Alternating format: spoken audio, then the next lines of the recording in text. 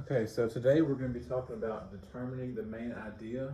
Um, so this is one that's going to be a little bit different. I'm not going to have my whiteboard up. It's one of those where you learn more from practice than by really talking about it and kind of going and taking notes. So we're just gonna go into it. I have three paragraphs picked out. I'm gonna read through them.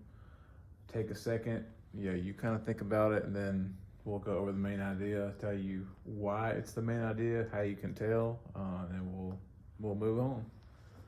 So like I said, it's really just gonna be one sentence that kind of summarizes the general idea of the whole passage. And like I said, you just kind of wanna you pretty much just summarize the passage. Just like I said, this first one, we're going to read through it right here. A penny for your thoughts. If it's, let's see, I'm going to get close to the mic. A penny for your thoughts. If it's a 1943 copper penny, it could be worth as much as $50,000.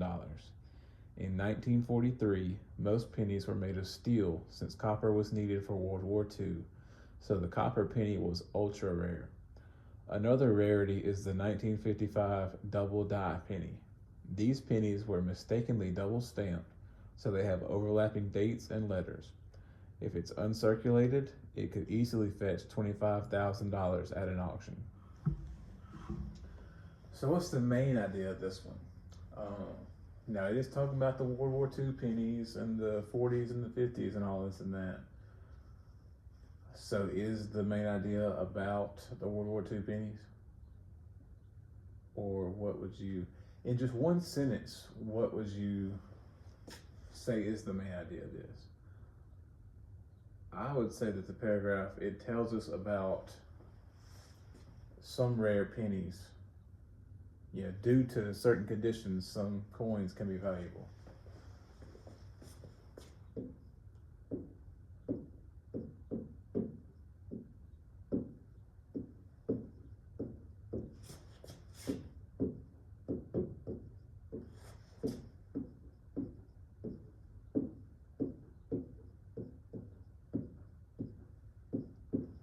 So that's what I would say. Certain rare coins can be valuable. And that's it. Like I said, it does not give you as much detail as the 40s and the 50s and the double die pennies and all this and that. But the main idea is not about detail. It's about getting a nutshell, giving me one sentence, and showing me you get what you just read, what's going on. You can understand it. And so that's it. Like I said, you would just read the paragraph and say, that's kind of the gist. That's kind of what we're getting at. Certain rare coins can be valuable. Right here, we talk about the copper penny and the $50,000 and 43 and the 55 double die penny, and it tells us why it's valuable. So like I said, that's our main idea, is that coins can be valuable. And then it gives us two specific examples of valuable coins and why they're valuable. So like I said, it's one, if you can just slow down and take your time to read, then you can't miss. So like I said, we have number 2 right here. When you hear the term reality television, you may think the events in the show were not scripted. However, this is not always the case. Many reality shows occur in unreal environments, like rented mansions occupied by film crews. Such living environments do not reflect what most people understand to be reality. Worse, there have been accusations that events not captured on film were later restaged by producers. With such accusations floating around, it's no wonder not many people believe the reality of reality TV. And so, that's pretty much, like I said, they talked about the reality TV. So the main idea of this one, what I would say is probably, like I said, they talk about the unreal environments. And where we at? Events not captured, the staged events. So again, that's 2 specific examples right there. Let's see, unreal environments. Again, that's 2 specific examples right there of how reality television can be unrealistic. So I would just say the main idea is that reality TV does not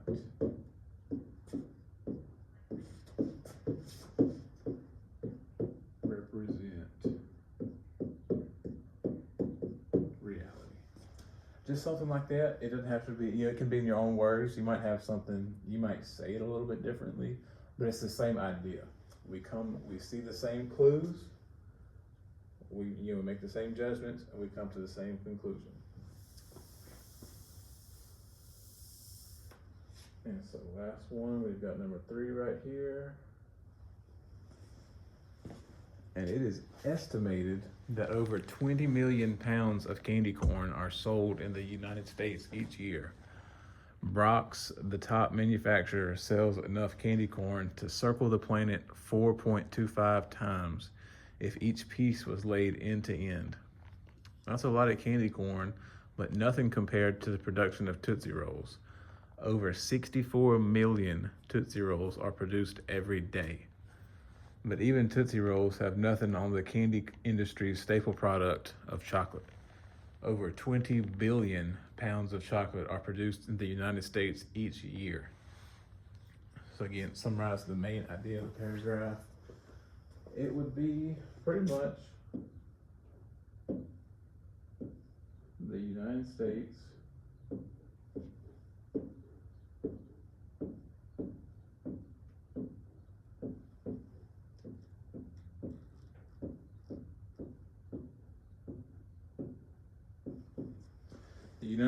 I said produces, you could say makes, but the United States produces a lot of candy. And I said that's pretty much it. They talk about candy corn circling the globe 4.25 times if you laid it all together. That's just what they make each year.